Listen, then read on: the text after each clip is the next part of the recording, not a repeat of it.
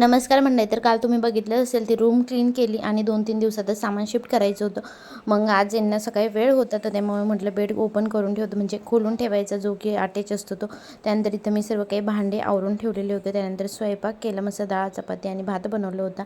आणि जे बाकीचं सामान होतं मग मी म्हटलं ते संध्याकाळी मी पॅक करून ठेवेल, कारण जे मोठं आहे ते तर तेच करू शकतात बेड ओपन करायचं. आणि कपाटमध्ये तर दिसायला एवढं छोटं कपाट आहे पण सामान इतकं होतं.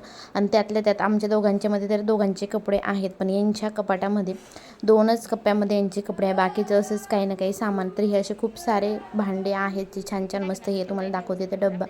तर असे खूप सारे मी ठेवून दिलेले आहे, यूज करण्यासाठी काढलेले नाही, कारण खूप भांडे होतात. आणि पसारा तर तुम्ही बघितलंच असेल, 2-3 दिवस झाले असंच चालू आहे, आवरायचं एवढं काढायचं आणि पुन्हा तिकडे गेल्यानंतर लावायचं.